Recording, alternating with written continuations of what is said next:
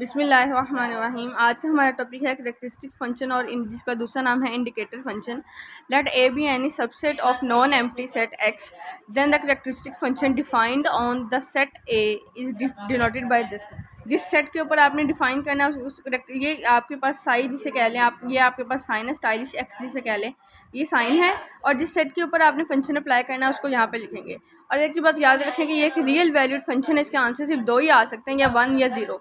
1 कब आएगा? जिस टर्म के ऊपर, जिस एलिमेंट के ऊपर आप जो है फंक्शन है उस सेट के जिस एलिमेंट के ऊपर फंक्शन अप्लाई कर रहे हैं उस फंक्शन के ऊपर अगर फंक्शन उस सेट में से बिलोंग कर रहा होगा, आपके पास आंसर आएगा 1। अगर वो सेट वो एलिमेंट उस सेट में से बिलोंग नहीं कर रहा होगा बल्कि उसके कॉम्प्लीमेंट से बिलोंग कर रहा होगा तो आंसर आएगा 0। अगर ये दोनों केसेस नहीं है तो आंसर फिर इसका कोई भी नहीं आएगा, एम्प्टी, मतलब कि वो सॉल्वेबल होगा ही नहीं। इसके रिलेटेड ए की पार्ट है the Dirichlet function of define of F of defined on the close property of 0 to 1 close interval of 0 to 1 is a measurable function. Dirichlet function क्या होता है? ये एमसीक्यू में पूछा जा सकता है। ये कैसा फंक्शन होता है कि अगर आपके पास जो एक्स है वो सेट ऑफ रैशनल नंबर से यहाँ पे फिक्स होता है, सेट ऑफ रैशनल नंबर से बिलोंग करे तो आंसर आएगा 1। सेट ऑफ इरेशनल नंबर यानी कि आपके पास रैशनल नंबर से बिलोंग ना कर रहा हो तो आंसर आएगा 0। ठीक है, तो अब देखें अगर f को डिनोट कर लिया है हमने, ठीक है, और डिरिचलेट फंक्शन इस इंटरवल के ऊपर हमने डिफाइन करना है तो यहाँ पे तो आंसर तो 1 और 0 आना, ये तो हमें पता है, कंफर्म है। अब हमारे पास उसने एक न्यू चीज़ दे दी, तो डिरिचलेट फंक्शन के ऊपर जब हम करेक्टरिस्टिक फंक्शन अप्लाई करेंगे तो दैट विल बी कि एक्स बिलोंग करना चाहिए क्यू के इंटरसेक्शन इस इंटरवल के साथ, और 0 तब आएगा जब क्यू कॉम्प्लीमेंट यानी कि इर्रेशनल नंबर के इंटरसेक्शन और इस टर्म के साथ आएगा। ठीक है, तो इस ये दो की चीज़ है। अब क्यू क्या है? मेजरेबल है। अगर कोई सेट मेजरेबल है तो उसका कॉम्प्लीमेंट भी मेजरेबल होता है, और 0 और 1 का जो क्लोज इंटरवल है वो भी क्या है? वो भी एक मेजरेबल है। तो दोनों का इंटरसेक्शन मेजरेबल है, हेंस और ए कॉम्प्लीमेंट भी मेजरेबल। तो और सारा का सारा कलेक्टिवली हम कहेंगे, बात करेंगे कि डिरिचलेट फंक्शन क्या है, वो भी एक मेजरेबल फंक्शन है। तो अब हमारे पास इंटरसेक्शन भी जो है वो भी मेजरेबल है और डिरिचलेट फंक्शन भी मेजरेबल है। अब डिरिचलेट फंक्शन के ऊपर किसके ऊपर हमने क्या अप्लाई किया? Characteristic function. Hence characteristic function भी एक क्या है? एक मेजरेबल फंक्शन है। तो अगर उसने आपको कह दिया कि करेक्टरिस्टिक फंक्शन जो है वो मेजरेबल फंक्शन जो है प्रूव करें, तो आप इस तरह से भी किसी एग्जाम्पल के थ्रू डिरिचलेट फंक्शन लेते हुए प्रूव कर सकते हैं। लेकिन अगर वो आपसे ये पूछ ले कि आप विदाउट कोई एग्जांपल के आप करेक्टरिस्टिक फंक्शन को प्रूव करें कि वो एक मेजरेबल फंक्शन है, then the proof will be this. The function characteristic function defined on a measurable domain D is measurable. वो मेजरेबल कब होगा? इफ़ एंड ओनली इफ जिस सेट के ऊपर वो जो है वो हमने अप्लाई करना होगा करेक्टरिस्टिक फंक्शन वो भी मेजरेबल हो। ठीक है, अब if and only if A is a measurable subset of D, वो जो डोमेन के ऊपर हम अप्लाई कर रहे हैं करेक्टरिस्टिक फंक्शंस के अंदर से जो ए ले रहे होंगे हम, वो भी एक मेजरेबल सेट होगा तो ही हम कह सकते हैं कि वो एक करेक्टरिस्टिक फंक्शन है। ठीक है, तो लेट कर लिया हमने। आप पहले देखें, आपको पता है इफ़ एंड ओनली फिर कंडीशन में फर्स्ट टर्म लेके चलते हैं और सेकेंड प्रूव करते हैं। So let characteristic function be the measurable on D and being the domain of the measurable D is measurable. अब एक चीज़ तो क्लियर हुई हमें कि अगर हम क्या करेंगे कि एक्स ए जो है हमने लेट कर लिया कि वो मेजरेबल है डी के ऊपर। अब डोमेन क्या है? मेजरेबल फंक्शन किया है, तो उसका मतलब है करेक्टरिस्टिक फंक्शन भी क्या होगा? ये भी मेजरेबल फंक्शन होगा। और वैसे भी अगर हम मेजरेबल फंक्शन के और करेक्टरिस्टिक फंक्शन की डेफिनेशन भी लिखें तो आप देखें ये ए क्या है, उसने कहा है कि हमने जो फर्स्ट वाला लेके चल रहे हैं अब सेकंड वाला प्रूव करना है। फर्स्ट वाला पार्ट क्या है कि हमने ये क्लियर कर दिया कि हमारे पास जो डोमेन डी है वो भी मेजरेबल है, characteristic function in this case वो भी मेजरेबल है। ठीक है, हमने प्रूव करना है कि करेक्टरिस्टिक फंक्शन जिस पॉइंट के ऊपर है, जिस सेट के ऊपर है, वो भी मेजरेबल होगा। तो हमने सबसे पहले तो अपनी करेक्टरिस्टिक फंक्शन की जो है डेफिनेशन लिख ली। अब देखिए अगर अल्फ़ा जो है वो 0 हो गया तो आपको पता है यहाँ पे उसने कह दिया अल्फ़ा, यहाँ पे जो मर्जी रियल नंबर हो इस करेक्टरिस्टिक फंक्शन ने इसने ग्रेटर देन नहीं रहना है। ठीक है, तो हमने अगर 0 भी रियल नंबर है हम इसकी जगह पर भी 0 पुट कर सकते हैं ना। अब 0 अगर पुट कर सकते हैं तो देखें अब by definition of characteristic function फिर 0 के लिहाज से इसने फिर भी आपके पास यही सेट रहना है। देखें किस तरह से कि करेक्टरिस्टिक फंक्शन के अगर हमने इधर रियल नंबर को चेंज भी कर दिया फिर भी आपके पास जो ग्रेटर देन वाली वैल्यू है करेक्टरिस्टिक फंक्शन की जो डेफिनेशन है वो चेंज नहीं हुई है। इसका मतलब है करेक्टरिस्टिक फंक्शन जो हमने कहा है वो तो मैयरेबल का मैयरेबल रहा, जो हमने मैयरेबल की डेफिनेशन लिखी हुई है। अब अगर मैयरेबल है, सेट भी मैयरेबल है, डोमेन भी मैयरेबल है, तो अगर कोई चीज़ डोमेन इटसेल्फ मैयरेबल है तो उसके अंदर जो सबसेट होंगे वो भी क्या होंगे, वो भी मैयरेबल होंगे। Hence A is also measurable as required. अब कन्वर्स में देखना है हमने कि ए हम मैयरेबल लेके चलेंगे और हम लेके अब बताएंगे ये कि जो हमारे पास करेक्टरिस्टिक फंक्शन है अब वो मैयरेबल है।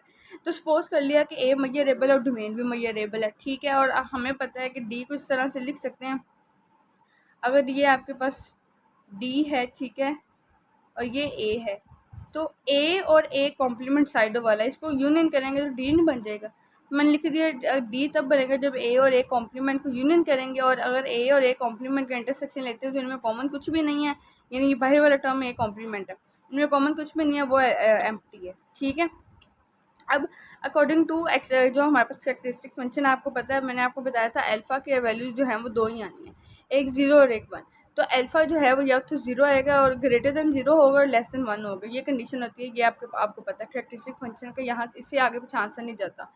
अब हमने चीज़ ये शो करनी है कि करेक्टरिस्टिक फंक्शन एक मैयरेबल है, तो इसका मतलब है हमने करेक्टरिस्टिक फंक्शन के ऊपर मैयरेबल की डेफिनेशन लगानी है। अब करेक्टरिस्टिक फंक्शन के ऊपर जब मैयरेबल की डेफिनेशन लगाएंगे तो आपको पता है अगेन करेक्टरिस्टिक फंक्शन में एक पीस वाइज फंक्शन बनता है, तो हम यहाँ पे एक पीस वाइज फंक्शन कंस्ट्रक्ट करेंगे, और कंस्ट्रक्ट इस तरह से करेंगे कि तीन आंसर आ सकते हैं, या तो ए इटसेल्फ आएगा, या आंसर एम्प्टी आएगा, या डी आएगा। ए इटसेल्फ कब आएगा, जब आपके पास रियल जो हमारे पास गिवन मेंशन होता है, जो स्टैंडर्ड है कि हमारे पास इंटरवल होता है वो होगा, तो आपके पास आंसर ए आ जाएगा।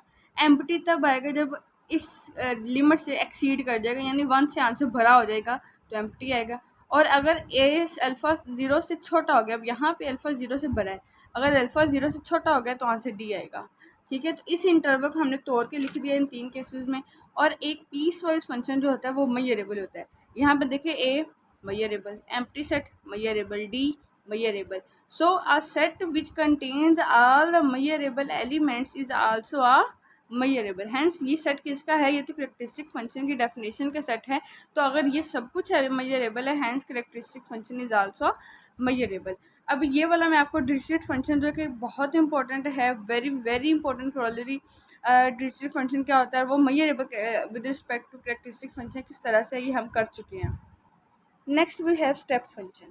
A function f such that where the domain is a and b close interval and the range is r set of real number is said to be step function if there exists a partition. यानी कि आपने function एक close domain से एक real line के ऊपर apply करना है, और वो फंक्शन जो है स्टेप फंक्शन तब कहलाता है जब उसकी पार्टीशन एग्जिस्ट करती हो। पार्टीशन एग्जिस्ट इस तरह से करती हो कि आप ए और बी को इस तरह से पार्टिसिपेट करें इसको, और ये कह लें कि सेग्रेटेड करें, सेपरेट करें, कि इनके दरमियान जो एलिमेंट्स हों वो इस तरह से लाई करते हों कि ए जो है इसको हम एक्स नोट यानी कि इनिशियल वैल्यू, और इसको बी ले लेते हैं बी यानी कि एक्स एन एंड वैल्यू, ठीक है। और इनके दरमियान x naught x one x two जो जितने भी होंगे, अब लेट्स सपोज आपके पास रियल लाइन के ऊपर ये ए है और ये बी है, अगर मैं इसको सेग्रीगेट करूँगी तो यू नो यहाँ पे अगर एक्स नोट है, x one x two up to x n, तो हम लिखेंगे कि जो सॉरी इसका नाम एक्स नोट है और ये एक्स एन है, क्या आएगा x one naught x n minus one and up to so on.